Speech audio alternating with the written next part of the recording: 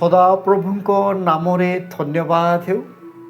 ପ୍ରଭୁଙ୍କର ପ୍ରିୟ ଲୋକମାନେ, ଏହି ନୂତନ ବର୍ଷରେ ଆପଣ ସମସ୍ତ ଲୋକଙ୍କୁ ପ୍ରଭୁ ଯୀଶୁଙ୍କ ନାମରେ ମୁଁ ଦୟାଦାନ, ଯୀଶୁ ଶାନ୍ତି, ପ୍ରେଜ୍ ଦ ଲର୍ଡ, ମାରାନାଥା ଏବଂ ଆପଣ ସମସ୍ତ ଲୋକଙ୍କୁ ନମସ୍କାର ମଧ୍ୟ କରୁଅଛି। ପ୍ରଭୁଙ୍କର ପ୍ରିୟ ଲୋକମାନେ, ଏହି ନୂତନ ବର୍ଷରେ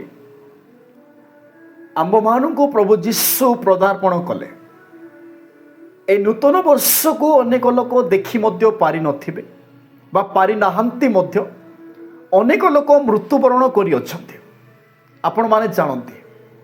କିନ୍ତୁ ବର୍ତ୍ତମାନ ଦିନରେ ଆମ୍ଭମାନଙ୍କୁ ପ୍ରଭୁ ଯୀଶୁ କାହିଁକି ଜୀବିତ ରଖିଲେ?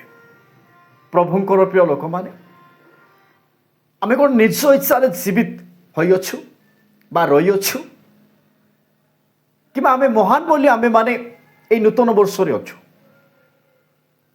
ପ୍ରଭୁଙ୍କର ପ୍ରିୟ ଲୋକମାନେ, ପ୍ରଭୁଙ୍କର ଅନୁଗ୍ରହ, ପ୍ରଭୁଙ୍କର ଆଶୀର୍ବାଦ, ପ୍ରଭୁଙ୍କର ଯୋଜନା, ପ୍ରଭୁଙ୍କର ଇଚ୍ଛା ଦ୍ୱାରା ଆମେମାନେ ଜୀବିତ ଅଛୁ। ସେଥିପାଇଁ ପ୍ରଭୁଙ୍କର ପ୍ରିୟ ଲୋକମାନେ, ଆମେମାନେ ପ୍ରଭୁ ଯୀଶୁଙ୍କ ନାମରେ ଆମେମାନେ ପ୍ରଭୁଙ୍କୁ ଧନ୍ୟବାଦ ଦେବା ଦରକାର।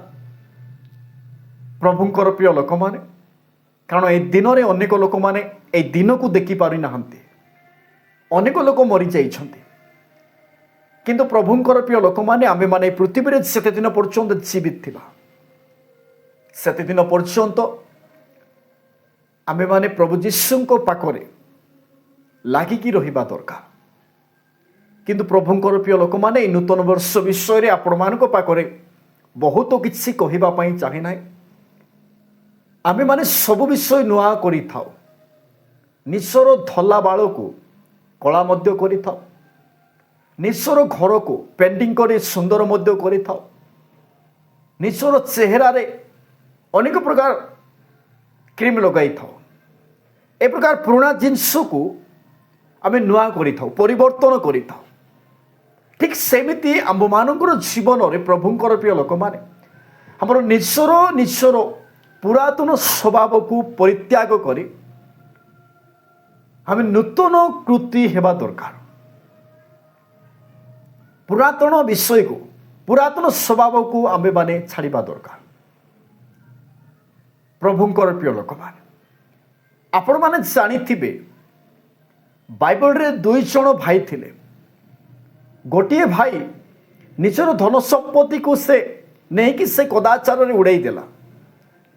ଆପଣମାନେ ଜାଣନ୍ତି ପ୍ରଭୁଙ୍କର ପ୍ରିୟ ଲୋକମାନେ, କିନ୍ତୁ ଯେତେବେଳେ ସେ ଅନୁତାପ କରି ନିଜର ପିତାଙ୍କ ପାଖରେ ଆସୁଛି, ସେହି ସମୟରେ ସବୁ ବିଷୟ କହୁଛି, ପ୍ରଭୁ ପିତା, ତୁମର ପୁତ୍ର ଡକାଯିବାର ମୋର ଯୋଗ୍ୟ ନୁହେଁ। ସେ ନିଜର ପୁରାତନ ସ୍ୱଭାବକୁ ସେ ପରିତ୍ୟାଗ କରି ସେ ଚେତନା ପାଇ ସେ ପରିବର୍ତ୍ତନ ହୋଇ ଆସୁଅଛି। ଆମେମାନେ ମଧ୍ୟ ପ୍ରଭୁଙ୍କର ପ୍ରିୟ ଲୋକମାନେ, ନିଜର ଖରାପ ଗୁଣଗାଣକୁ, ଖରାପ ଆଚାର ବ୍ୟବହାରକୁ ଆମେମାନେ ପରିତ୍ୟାଗ କରି ଆମେ ନୂତନୀକୃତ ହେବା ଦରକାର। ପ୍ରଭୁଙ୍କର ପ୍ରିୟ ଲୋକମାନେ, ଏ ବିଷୟରେ ଆପଣମାନଙ୍କ ପାଖରେ ବହୁତ କିଛି କହିବା ପାଇଁ ଚାହେଁ ନା। ଏହି ଛୋଟିଆ ବାକ୍ୟ ଦ୍ୱାରା ଆପଣ ସମସ୍ତ ଲୋକଙ୍କୁ ପ୍ରଭୁ ଆଶୀର୍ବାଦ କରନ୍ତୁ।